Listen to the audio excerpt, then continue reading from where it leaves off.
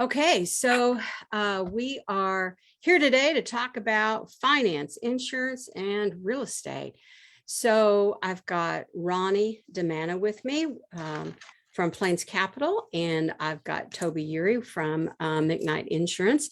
And we're just going to kind of have a little bit of a conversation here, and I'm going to kind of start it off by talking about where we are and what's kind of going on. And we want to focus more on how does that affect small business. And just to kind of get us up to date, there is so much going on in the world of finance right now that it's crazy, trying to stay on top of it all. But inflation definitely continues to be a major challenge for small business and, hey, everybody, right? I know that the Federal Reserve Chair is going to speak Friday in Jackson Hole on what they're getting ready to do and if they'll raise rates again. Definitely, there is a housing recession. Sales of existing homes were down 20% last month over last year, 6% down this month. Homes are not being built. There's just kind of, it's definitely in a recession. Inventory is still tight, so you have prices that are rising. Retail sales were flat in July, which matches inflation. A lot of the major retail boxes, big boxes, are forecasting flat or negative, such as Macy's and Nordstrom's and Kohl's and Target and Best Buy and Walmart and, oh my gosh, Bed Bath & Beyond. Some of the restaurants that are out there are reporting weaker sales and traffic. Some are doing well and some aren't. The thing that I thought was interesting, and I don't know if you guys have an input on this, but it kind of looked as though if you were in a niche and you were targeting consumers that were on the high end, or I'm sorry, my phone is going off. Consumers that, yeah, after I said, turn your stuff off, right? When you go live, stuff happens.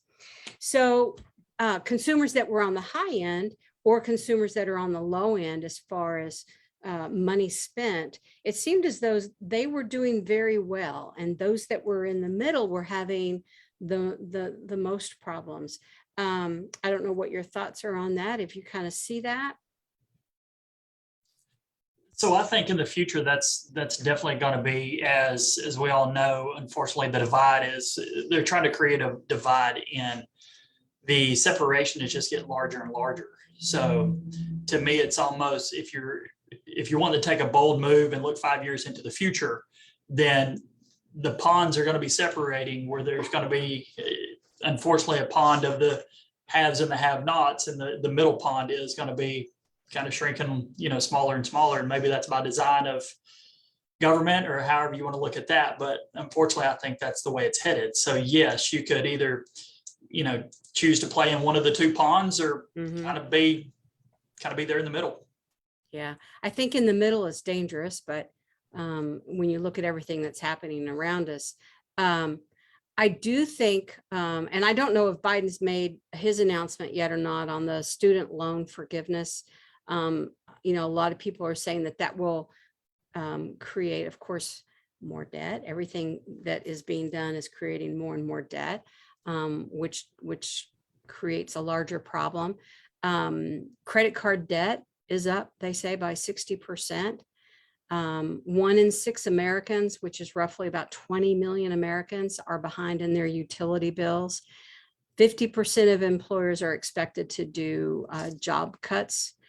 So, at the end of the day, there's a lot of this, and that's all negative. It's all bad, and I'm so sorry. But, you have to look at what can you control. So we thought we would kind of talk about some things that, hey, that we have control over, that are in our world.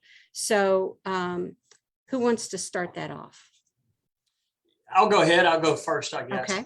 So in my world, everybody's world, it's going up. Insurance rates are going up.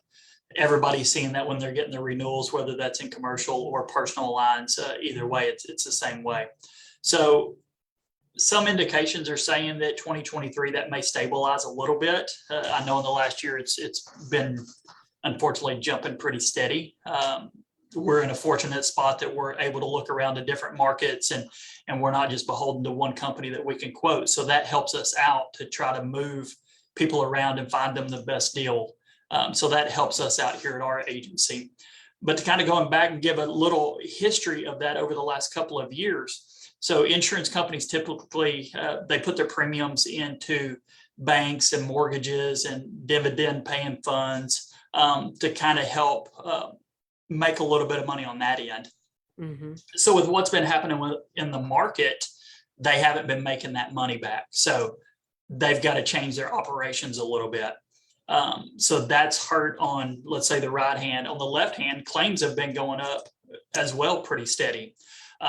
Price of vehicles are up, price of homes are up. So just like your appraisal districts are sending in their estimates and their home values are going up. If there's a claim on that home or a disaster, of course, it's going to cost more to rebuild it, building materials, labor, all of that on the houses. On your cars, anytime it goes into the repair shop, costs more money there. You don't have $500 bumpers anymore. The sensors and all these things and recalibrate it. You don't really think about that till it goes to that repair shop. And 10 or 15 years ago, when you could buy a bumper for $300 or $400 or $500, that's not the case anymore. So of course it costs more to insure that. Interesting statistic I also found yesterday, you hear a little bit of catalytic converters being stolen. So in the last 2 years, believe it or not, that has went up 1,200%. Wow. And those can cost between $1,500 and $4,000. So you've got all this stuff that's happening as a backstory to it. Then you kind of looking, as the frequency of storms. So in 2021, we had 3 different declared disasters. Mm. So all that stuff is insured as well. So insurance companies are having to pay out more claims. Another interesting thing in last year, there's 260 hail events that had 1-inch hail or higher. So that's getting, all the roofs, you see all the roofs going in. I mean, that's 260 over the state of Texas. So Texas is a very tough market for insurance companies right now. We've got it a little bit easier in Florida. I was reading, there's a company leaving Florida every 45 days, totally pulling out of the Florida market. You mean an insurance company is like insurance carriers are pulling out of the Florida market. So that's really throwing Florida in a mess. Mm-hmm. We've seen a couple leave Texas, but we don't have it near that bad. But unfortunately, you hate to hear it, but I mean, they are losing money. So like any business, they got to recoup that somewhere. Yeah. So with all that being negative, I was also looking, we can't control that at all. That's just, unfortunately, you got to kind of ride that around. So I was looking at stuff, what's it going to help us to try to save as much money as possible? What can we do on our end to help? So looking at the discounts, there's a lot of different discounts as I try to move this around. So you can increase deductibles for one thing. Be careful with this because this does raise your out-of-pocket cost. So it will save you money on your insurance. It'll save you money per month. But unfortunately, if you do have an accident, that it will, you'll have to pay more out of pocket. So the second thing, a lot of these companies are using telematics. So that's a way to save money. They're kind of rewarding people with good driving behaviors, all that. So just number one, try not to have activities on your record. Try not to have speeding tickets. That's a big one.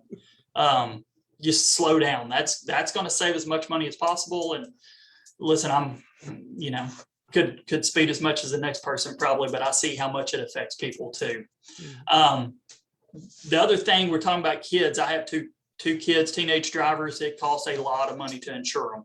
But one thing that will help is if they keep good grades, if they stay on the AB honor roll, that's going to give you a little bit of discount with some of these companies. I did not know that. Yeah.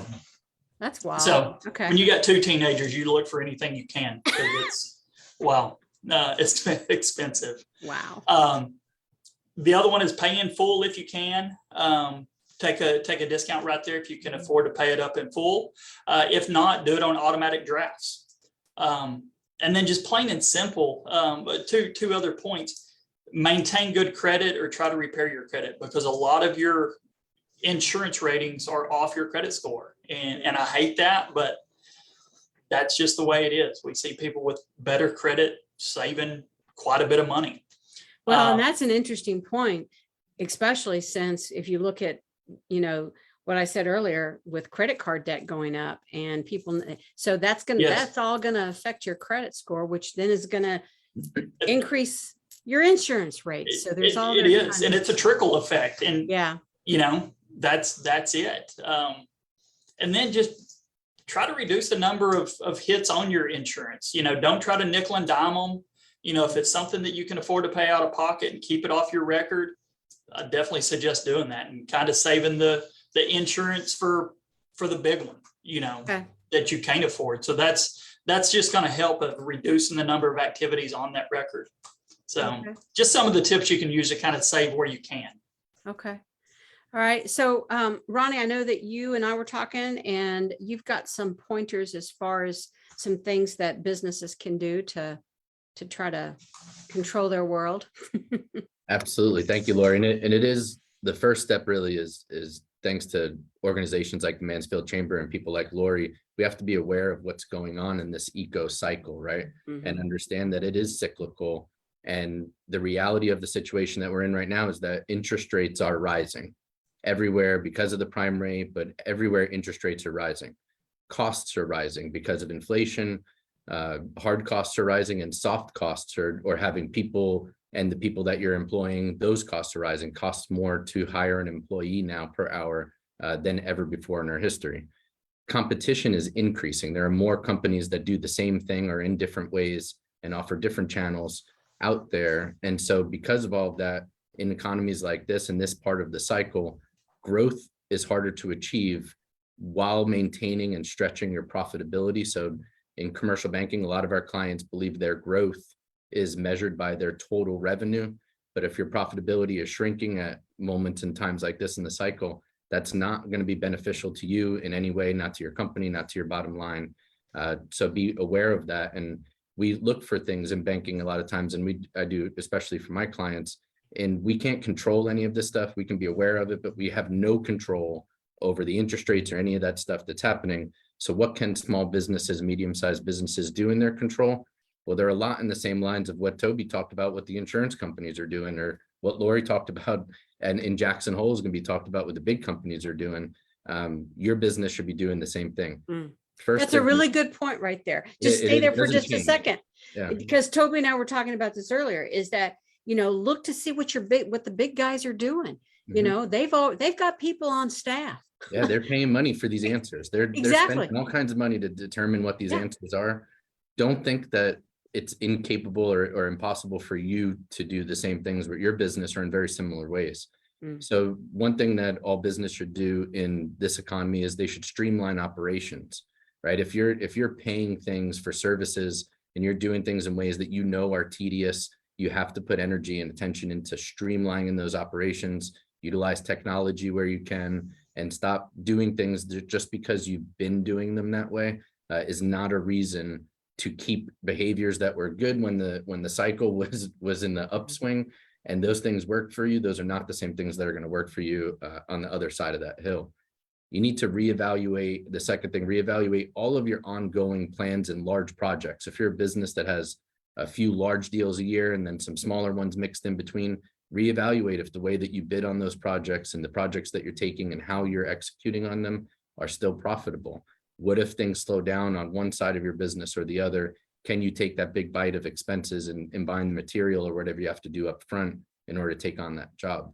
You need to involve people like Toby and other professionals in examining your expenses, all of them. If you don't go through QuickBooks now and you don't know what a profit and loss statement is in your business, start getting with your banker and other professionals, find a bookkeeper or your tax professional, and start having questions and conversations around, why am I spending this much in this line item? What am I getting for it? What does that amount of money do for my business? And literally go through line item by line item, just like the big companies are doing. That's why insurance companies are pulling out of Florida or other states. They're examining their expenses, all of them. Yes. looking for ways to reduce it.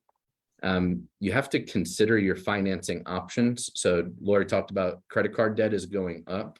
If you have debt, business or personal, that is on a variable rate loan, all of credit cards are, any revolving line of credit is. Every time you hear those news that the Fed is meeting and they're raising these interest rates, Yeah. your rates are going up. So your payments are going up, and they're not helping you pay down principal. They're just making more interest payments. And so you're what the banks call debt service. The amount of money you pay in order to service that debt, in order to pay the debts, are going up, and that sucks the profitability right out of the business like that. But it's also a good time to have a conversation with your banker, if you don't have a revolving line of credit in place, to put one in place, to have a cash reserve or an ability to grab working capital when you need it at whatever that cost is, and understand how quickly you can pay it back. A lot of those variable loans, you don't pay anything as long as you have a zero balance. So you want to utilize it, and then what we call revolve it, and keep it paying down and paying off to minimize your interest rate exposure there. Businesses and individuals need to build a cash reserve, whether it's auto transfers from your checking account. You don't have a business savings account yet. Now is the time to open one. Start putting as much money as you can into those cash reserves and build it up. Don't start thinking and worrying about that money's not earning me money, that money's not doing anything. And a lot of people get upset, and they put all this energy and stress behind how much money they're going to earn on this cash reserve. That's not the point for this bucket of money. It is to be there for the rainy day for your business or for you personally when this economy takes its unforeseen toll on you. So let me ask you a question on that. What's the magic number for a cash reserve? The minimal number, the magic number is different for every business in the business industry and type, but I think minimal 2 to 3 months of all of your expenses. So while you're examining your expenses, you know what that total expense budget is monthly. Your cash reserves need to be at least 2 or 3 months of that minimum to cover all of your expenses. And right now, your employees are more important than ever. Employee retention is important, because hiring a new employee, training them up, getting them on board, getting them to dive into your culture and do all of the things in order to turn a profit in that investment that you're making is much more expensive than keeping the ones that you have, making the best out of them. Take time for your employee wellness. The stress is going to hit personally for all of your employees, just like it's hitting you as a business owner. You need to make sure that you're checking in with your employees' physical and mental wellness. Make sure you're paying attention to that. Those things hit bottom line in ways that you really can't measure unless you're paying attention to it actively. And you need to leverage the professionals in your community that are around you for your business. Your tax professional, your CPA, your attorney, your banker, your insurance professional, industry professionals, your networking groups. You really need to leverage those and make the best out of them so that you're getting something out of your investment. And I know Toby doesn't mind having those conversations where people call him up and say, hey, I'm looking at everything, looking at my expenses. I need this shopped around, or I need to know what else we can do with this insurance. And then Toby can counter with advice like, hey, if we raise your out of pocket, your deductible, maybe we lower your premiums to this, or this is realistic and that's not. And I think if you don't proactively look for the information and you worry so much about the bad headlines, all the gloom and doom, you let that depress you into just giving up. Those are the businesses that don't make it. Those are the ones that falter in times. And then we all hear those stories about the people that found the opportunities in times like this, when everybody else was losing everything, when things were horrible, they were making and building themselves up into something better. And everybody has the opportunity to do that if you just are proactive in it. Excellent. And keep your mind open to other industries as well, because even other industries are going to have ideas or what they're doing that maybe you can pull from, just little ideas here and there. Because like Ronnie said, it doesn't matter what business you're in. It's never been as expensive to run a business as it is right now, from fuel cost and everything, utilities. Business are just paying more and more money to stay in right now. So you've got to examine those expenses, as Ronnie said, and really hone into them where you can save money. Well, and also looking at how, your current pricing, how are you pricing things in your business? And do you need to reevaluate, adjusting those prices for the increases that you've got? A lot of people are nervous to do that, but I mean, it's part of it, right? Right.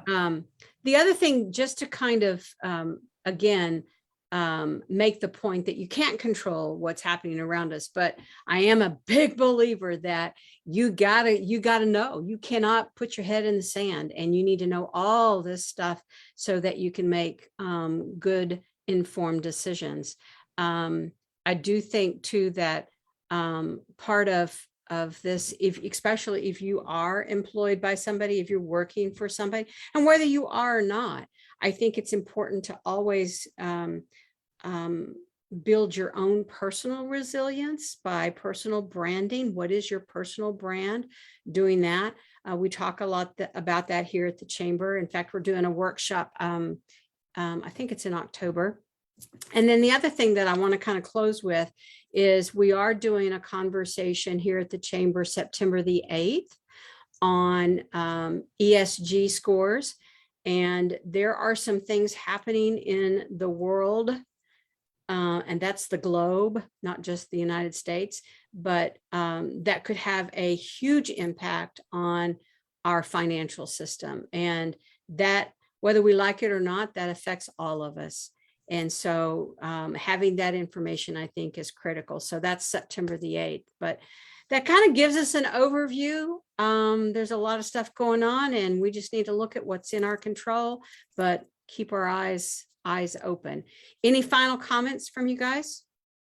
I think if everybody pays attention or gets that fire committee report, we're trying to, and Lori has us focused on really putting that information out there, so you don't have to go looking for it in all these multiple places. You have professionals that are trying to give you that information so you can be aware of it, and so that you can do what and focus on what's within your control. Yeah. Yeah, and just like you said, Lori, it's just a matter of educating yourself and not putting your head in the sand, and reading what you can, kind of hopefully where you can see what's coming, and prepare for that, like Ronnie said. Okay. All right, guys. Thank you so much. Appreciate it. Until next time. Thanks, Have Lori. a good one. Thanks, Great Lori. job, Toby.